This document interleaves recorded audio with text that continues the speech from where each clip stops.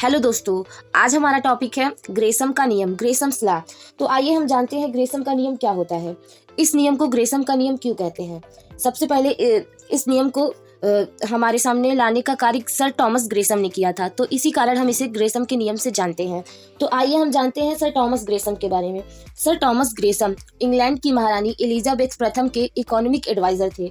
जब महारानी Elizabeth first ने शासन सत्ता को संभाला, तब उन्होंने देखा कि उनके राज्य में घिसे पीटे पुराने सिक्के प्रचलन में थी। तो उन्होंने सोचा कि हम नए सिक्कों को चलाते हैं ताकि प्रजा नए सिक्कों का प्रयोग करने लगे। तो उन्होंने क्या किया, नए मुद्रा को ढलवाया और बाजार में प्रचलन के लिए, क्रय विक्रय के लिए छोड़ दिया। लेकिन कुछ समय बाद ही जो उन्होंने नई मुद्रा चलवाई थी वह बाजार से गायब हो गई।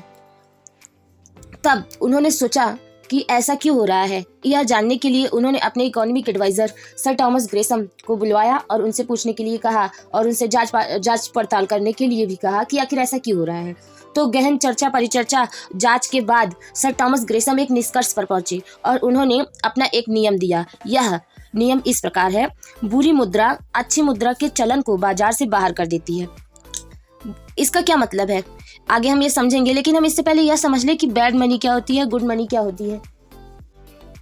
सर टॉमस ग्रेसम ने देखा कि यदि किसी देश में घटिया और बढ़िया दो प्रकार की मुद्रा एक साथ चलन में होती है, तो जो घटिया मुद्रा होती है वो बढ़िया मुद्रा के चलन को बाजार से बाहर कर देती है।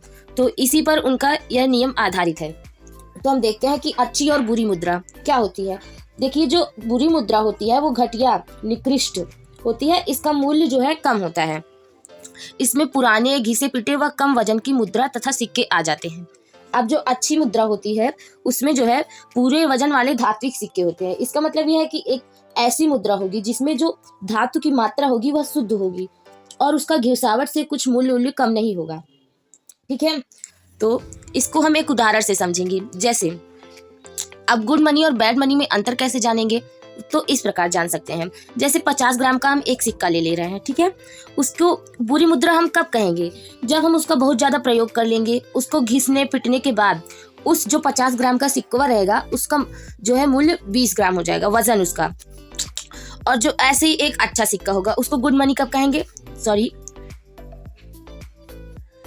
ये जो अच्छा सिक्का होगा, अच्छी मुद्रा होगी, वह नया मतलब नया कोई सिक्का आया है बाजार में, वो शुद्ध 50 ग्राम का है।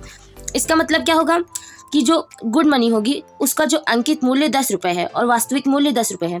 ये जो 50 ग्राम का सिक्का है उसमें 10 रुपए लिखा हुआ है और उसमें जो धातु की मात्रा है उसका भी मूल्य 10 रुपए है और हम उससे कितना 1 किलो आलू खरीद रहे हैं। ठीक है, अब यही बुरी मुद्रा कब बन जाएगा, जैसे उसका जो 50 ग्राम का सिक्का है उसका अंकित मूल्य तो 10 रुपए है, लेकिन घिसने पिटने अधिक प्रयोग करने के बाद, लेन देन के बाद उसमें जो धातु की मात्रा है उसका जो मूल्य होगा वो 5 रुपए हो जाता है। लेकिन प्रयोग में तो उससे 1 किलो आलू भी आ रहा है, दोनों से आ रहा है 1-1 किलो आलू। तो जो प्रजा होती है वो अच्छी मुद्रा के बजाय बुरी मुद्रा को चलन में लाती है। यहाँ पर आप देखेंगे तो 5 रुपए का अंतर आ जाएगा, तो इसको सब लोग गायब कर देते हैं, सिक्का अंदर रख लेते हैं, छुपा लेते हैं। इसके पीछे रीजन देता है ग्रेसम, तो उसको हम आगे पढ़ते हैं। इसमें अच्छे सिक्कों का संग्रहण मनोवैज्ञानिक प्रवृत्ति, मतलब ये ह्यूमन नेचर होता है। जब भी कोई नई चीज हमारे पास आती है तो हम उसे छुपा कर रखने की कोशिश करते हैं। जैसे जो लोग नई मुद्रा को प्राप्त करते हैं वो स्वाभाविक रूप से उसमें वजन की अधिकता के कारण उन्हें छुपा लेते हैं, उन्हें कहीं गाड़ देते हैं और इस प्रकार जो नई मुद्रा होती है वो चलन से बाहर हो जाती है और पुरानी घिसी पीटी मुद्राएं ही चलन में रहती हैं, विनिमय का कार्य करती रहती हैं। व्यापार में, बाजार में ये अपना काम वैसे ही पहले की तरह करती रहती हैं और नई मुद्रा गायब हो जाती है।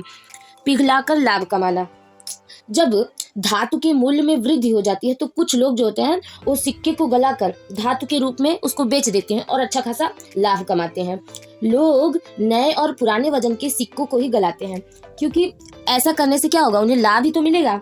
अगर पुराना सिक्का और घिसा पिटा हो जाएगा वो सिक्का, उसको गलाएंगे तो उससे उनको लाभ नहीं होगा। और जबकि नया सिक्का जो होगा उसमें धातु की मात्रा अधिक होती है, इसलिए उसको गला के ये लोग लाभ कमाते हैं।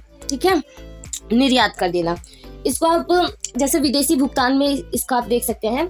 जैसे विदेशी भुगतान के लिए बढ़िया मुद्रा जो होती है, जो गुड मनी होती है, उसको इजीली प्रयोग में लाया जा सकता है, क्योंकि उस माध्यम से कम मुद्राओं के द्वारा ही अधिक भुगतान किया जाता है। इसके पीछे एक कारण है। जो घिसी पिटी हुई मुद्रा होती है उसमें धातु की मात्रा कम होती है, जबकि जो नई नई मुद्रा आई है, अच्छी मुद्रा आई है, उसमें धातु की मात्रा अधिक होती है। तो इस प्रकार विदेशी भुगतान में आसानी हो जाती है। तो यहाँ पर हम देखेंगे कि अच्छे सिक्कों का संग्रहण कर लेते हैं, पिघलाकर उसे लाभ कमाते हैं और निर्यात कर देते हैं। इस प्रकार ये लोग क्या करते हैं, बुरी मुद्रा का प्रचलन होता है और अच्छी मुद्रा बाजार से बाहर हो जाती है। आगे हम देखेंगे कि ग्रेसम का नियम किस किस क्षेत्र में लागू होगा, उसकी क्रियाशीलता का क्षेत्र क्या होगा, स्कोप ऑफ द लॉ। तो सबसे पहले एक धातुमान में, मतलब धातुमान का मतलब क्या होता है कि धातुमान के अंतर्गत किसी देश में धातुओं की मुद्राएं चलती हैं और जो संपूर्ण अर्थव्यवस्था होती है उसमें सोने या चांदी की धातुओं के द्वारा ही विनिमय किया जाता है। तो एक धातुमान, इसका मतलब ये होगा कि जहाँ पर एक ही प्रकार के सिक्के चलाए जा रहे हैं। अगर जैसे पहले सोने का सिक्का चल रहा है और जब नई मुद्रा वहाँ पर आएगी तो जो पुराना वाला सोने का सिक्का होगा उसमें धातु की मात्रा कम होगी और जो नया वाला सोने का सिक्का होगा उसमें धातु की मात्रा अधिक होगी। तो इस प्रकार लोग जो नया वाला सिक्का होगा उसको अपने पास रख लेंगे और पुराना वाला सिक्का प्रचलन में ही रहता है। और दूसरा द्विधातुमान में, जहाँ पर दो प्रकार के धातुओं के माध्यम से विनिमय और व्यापार की क्रियाएं होती हैं। तो ऐसे में जहाँ सोने और चांदी की धातुएं प्रचलन में होती हैं, तो मान लीजिए वहाँ पर चांदी का सिक्का चल रहा है और राजा रानी आए और नया सोने का सिक्का चलवा दिए, तो लोग क्या करेंगे, लालच में आकर के सोने के सिक्के को छुपा लेंगे, उसको लेकर जाके अपने घर में गाड़ देंगे या कहीं और छिपा लेंगे, बाद में उसको गला करके अपना गहना बनवाएंगे या अन्य किसी प्रयोग में लाएंगे। तो इस प्रकार ग्रेसम का नियम द्विधातुमान में भी लागू होता है।